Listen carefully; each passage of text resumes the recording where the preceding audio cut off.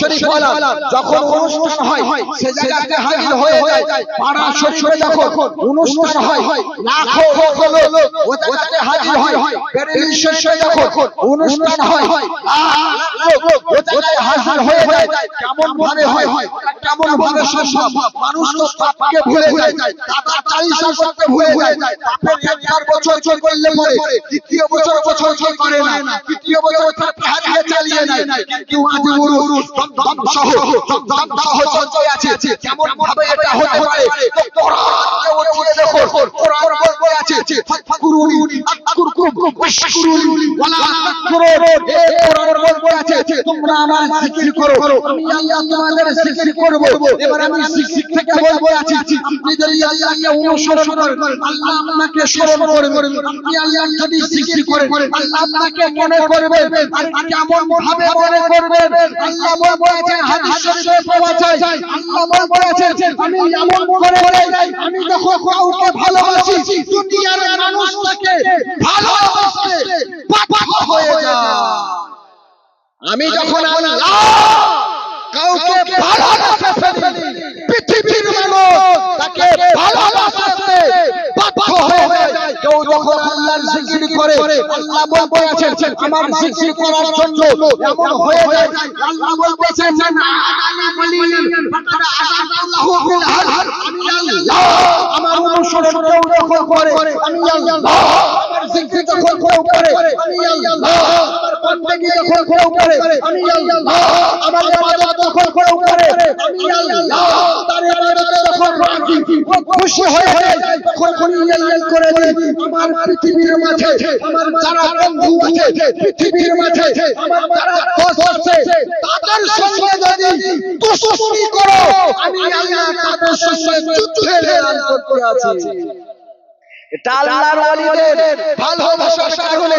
কেন না আল্লাহকে যারা ভালোবেসেছে দুনিয়ার ধন দেখেছে বলে না এদিকে যাব না, আমার মন যথেষ্ট, আমার দুনিয়ার ধনের দরকার নাই, দৌলতের দরকার নাই। তিনাকে যখন ওদিকে নিয়ে যাওয়া হয়েছে আপনাকে বাড়ি দিব, আমার বাড়ির দরকার নাই। তিনাকে গাড়ি দিতে চেয়েছে বলে না গাড়ির দরকার নাই।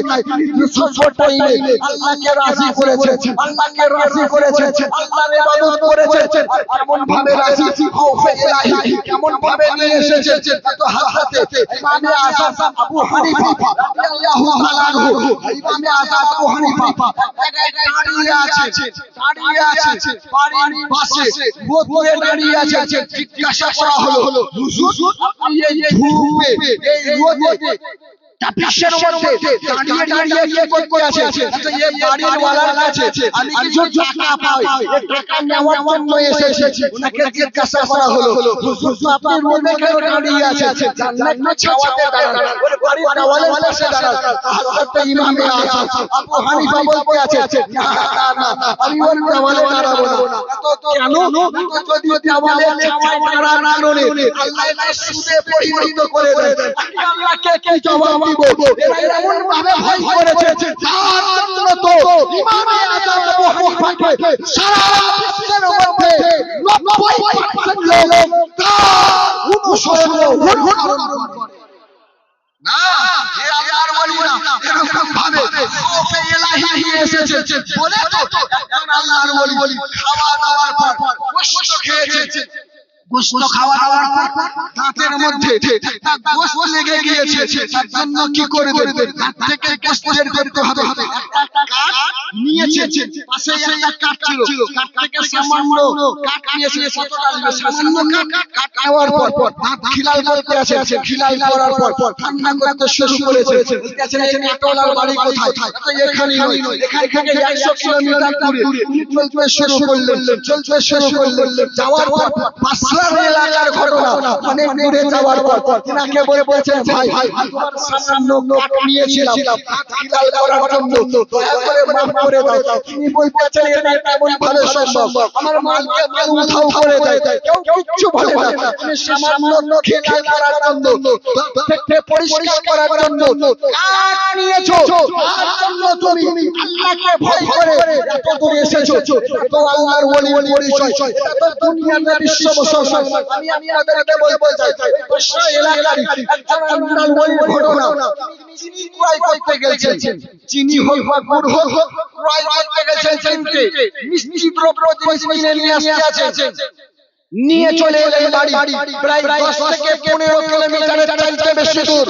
বাড়ি আসার পর চিনির মুখ খুলছেন, মিষ্টি জিনিস যেটা ছিল সেটার মুখ খুলছেন, দেখছেন পিঁপড়ে ভরা আছে ওর মধ্যে। তিনি কান্না শুরু করেছেন, কান্না করতে করতে বাড়িতে বসলেন না, খাওয়া দাওয়া করলেন না, আবার বলতে শুরু করলেন কোথায় যে জায়গা থেকে ক্রয় করে নিয়ে এসেছেন। জিজ্ঞাসা করা হলো, হুজুর আপনি কেন যেতে আছেন, যাওয়ার কারণ কি, এলেন কেন? তিনি বলতে আছেন এই জায়গায় যে পিঁপড়েগুলো ভরা আছে, আমার দেশে যদি চলে যায় তার মাকে হারিয়ে ফেলবে, তার বাপকে হারিয়ে ফেলবে, তার পরিবারকে হারিয়ে ফেলবে। আমাকে যদি আল্লাহর কাছে জবাব দিতে হয়, এই জবাব কি দিব? আল্লাহর ওলি এরকম ভাবে হওয়া যায় না, খাউফে খোদা নিজের মধ্যে আনার পর আল্লাহর ওলি। বুঝতে পারলেন? আল্লাহর ওলি এরকম হওয়া যায় না। আমি হুজুরের কিবলাকে দেখেছি, মালদার সরজমিনে হুজুর আছেন, একদা মুরিদগণ ফাতিহা পড়ছেন বাড়িতে আর পয়সা দিচ্ছেন, উনি পয়সা ভরে রাখছেন। মালদা এলাকায় যারা হুজুররা গেছেন জানেন যে পয়সা ওখানে ফাতিহা হবে, অনেকে পয়সা দেয়, পয়সা দিতে আছেন, ভর্তি আছেন। একজন ব্যক্তি পয়সা চাওয়ার পর কিছুক্ষণ পর আবার এসে বলতেছে, হুজুর আমি যে আগে টাকাটা দিলাম মাদ্রাসার জন্য দিয়েছিলাম, এবার আমি হুজুরকে দেখতে আছি ওই পয়সা বার করে আরেকটা চেনে ভর্তি আছে, সব পয়সা বার করে আরেকটা চেনে ভর্তি আছে। যেই জায়গাতে মাদ্রাসার টাকা রাখা থাকে, আমি জিজ্ঞাসা করলাম, হুজুর এই জায়গাতে টাকা আছে, এই জায়গাতে কেন ভয় আছে? আমি নিজের চোখে দেখতে আছি। তো হুজুর বলতে আছেন এটা আমার জানা নাই যে কোন টাকাটা মাদ্রাসার জন্য দিয়েছিল। আমি যত টাকা ইনকাম করেছি সব মাদ্রাসায় সাথে করে দিলাম। এটা আল্লাহর ওলিদের চিন্তা ভাবনা। আর আমাদের চিন্তা ভাবনা শুদ্ধ থেকে আসবে, বড় লোক কোথা থেকে হবে, ওটা আল্লাহর ওলির ভাবনা। আল্লাহ নারাজ যেন না হয়ে যায়, আপনার আমার ভাবনা বড় লোক কেমন ভাবে হবে, আল্লাহ ওলি এরকম ভাবে হওয়া যায় না। আল্লাহকে ভয় করলে পরে হয় বিশ্ব মুসলমান।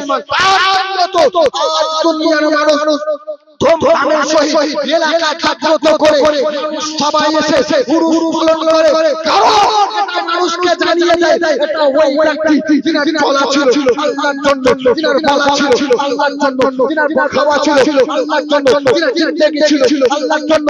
তিনি সর্বরকম করেছেন, দুনিয়ার কাউকে রাজি করার জন্য নয়, যা করেছেন স্বয়ং আল্লাহ করার জন্য। এটা হলো আল্লাহর ওলিদের জিন্দেগি, এ বিশ্ব মুসলমান। তার জন্য আল্লাহর ওলিদের উরুস পালন হয়। আমি আপনাদেরকে একটা হাদিসে পাক শুনিয়ে দিয়ে বক্তব্য শেষ করে দিই, কারণ 11:30 পৌনে 12টা অবধি টাইম আমার কাছে ছিল, কিন্তু ততক্ষণ বলবো না। বক্তব্য শেষের দিকে হাদিসটা খালি সংক্ষিপ্ত আকারে বলে দিই। হাদিসটা অনেক বড়, মাফহুম অনেক বড়, কিন্তু উরুস কেন করি, কেন হয়, কিসের জন্য হয়? নবী পাক সাহেবে মাওলা কি উরুস করেছেন না করেন?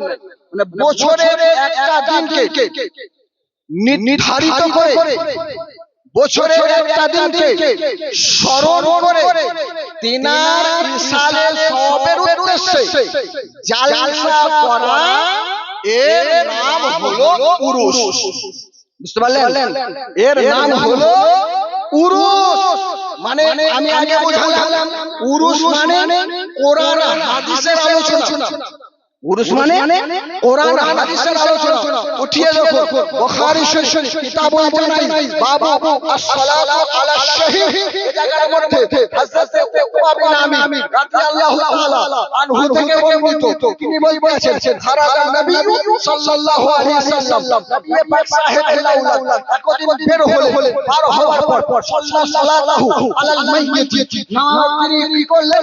নামাজ পড়লেন, অর্থাৎ জানাজার নামাজ।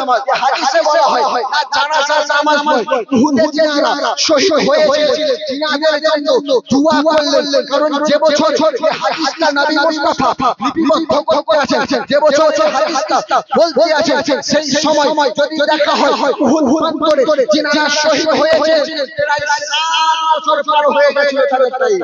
কত বছর? 60 বছর নবী মুস্তাফা জানাজার নামাজ কেউ বলেন না, দোয়া করলেন। নবী মুস্তাফা আমাদের ভাষায় কবর জিয়ারত করলেন। কি করলেন? কবর জিয়ারত করলেন। সুম্মা ইনসারাফা ইলাল মিম্বার, তারপর মেম্বারের দিকে যাচ্ছেন, স্টেজে যাচ্ছেন। আচ্ছা, আপনারা দেখেছেন আপনাদের বাড়িতে মেলা হলে এত বড় স্টেজ হয়?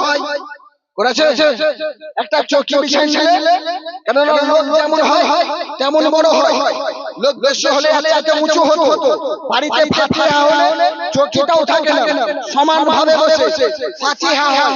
নবী মুস্তাফা মাজার জিয়ারত অর্থাৎ কবর জিয়ারত করার পর অনেক লোকের সমাগম হওয়ার কারণে মিম্বারে চাপলেন। সুম্মা ইনসারাফা ইলাল মিম্বার, মেম্বারে চাপলেন।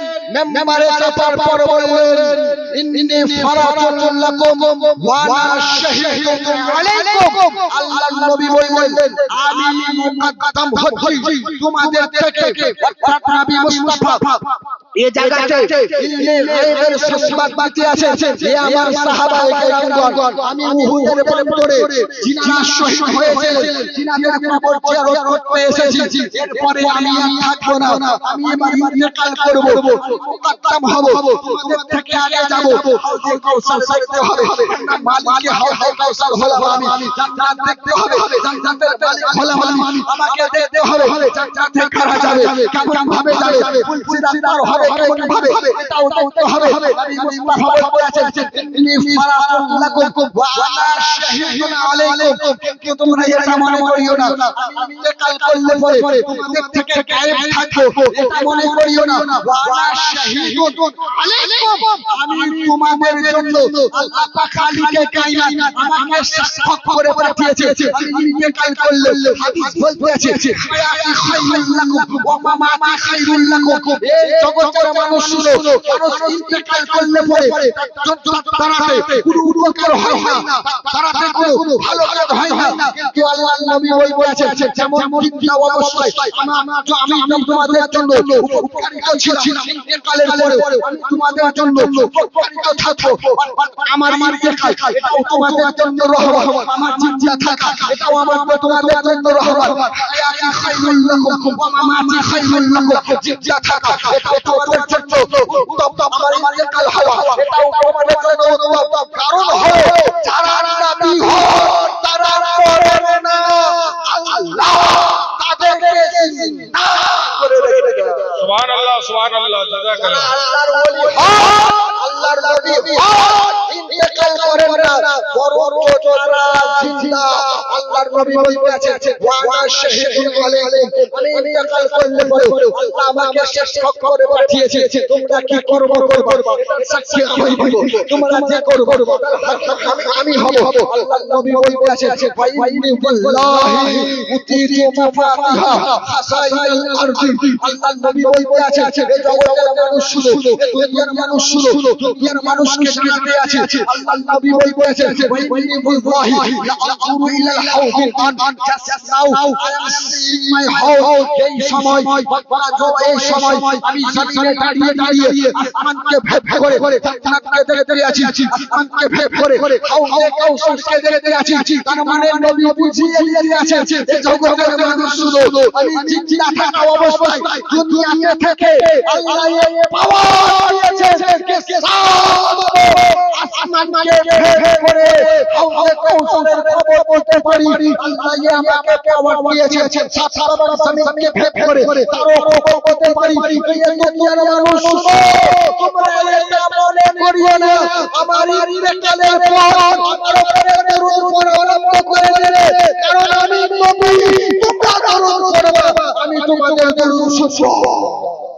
সুবহানাল্লাহ, সুবহানাল্লাহ। এটা আকীদা দিতে আছে, ফাইনি ওয়াল্লাহি লা আনজুরু ইলাল হাউল আন just now I am seeing my house. আমি এই জায়গাতে দাঁড়িয়ে হাউজে কাউসারকে দেখতে আছি, যে হাউজে কাউসার জান্নাতে যাওয়ার টাইমে পাওয়া যাবে। আল্লাহর নবী দুনিয়াতে খবর পেতে আছেন, এবার আল্লাহর নবী বলতে আছেন যে ইন্নী উতিতু মাফাতিহা খাসাইনিল আরদি ও মাফাতিহাল হাদ।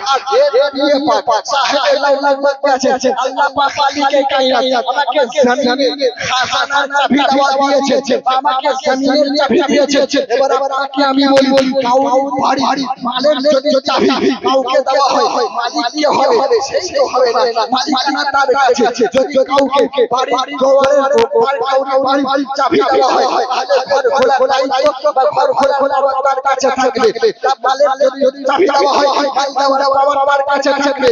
আল্লাহর নবী বলতে আছেন আমাকে আল্লাহ পাক খালিকে কায়নাত জমিন ও আসমানে জমিনের খাজানার চাবি দিয়েছে, জমিনের চাবি দিয়েছে। তাই তো সাহাবায়ে কেরামকে দেখতে পাওয়া গেছিল, তার সাহাবায়ে কেরামকে আমরা দেখেছি হাদিস পাকে পড়ে আমরা বুঝেছি কাউকে যদি চোখে পেলো না তার কাছে লাগিয়ে নবীর কাছে গিয়ে হাজির। কাউকে যদি আঙুল কেটে গেছে তার কাছে লাগিয়ে নবীর কাছে হাজির। কাউকে যদি চোখে ব্যথা তার কাছে লাগিয়ে নবীর কাছে হাজির। কাউকে যদি শিক্ষা কম হয়ে গেছে কাউকে কাছে লাগিয়ে নবীর কাছে হাজির। মুখস্থ না থাকলে পরে কাউকে কাছে লাগিয়ে নবীর কাছে হাজির। কাউকে যদি দোয়া কবুল না হয় কাউকে কাছে লাগিয়ে নবীর কাছে হাজির। কাউকে যদি কোনো সমস্যা হয় কাউকে কাছে লাগিয়ে নবীর কাছে হাজির। তার মানে সাহাবায়ে কেরাম যখন শিখে চালিয়ে দিয়ে, তার মানে সাহাবায়ে কেরাম যখন শিখে শুনিয়ে দিয়ে এটা বলে রাসূল শুনো আল্লাহ তার হাবিবকে আল্লাহ নবীকে সারা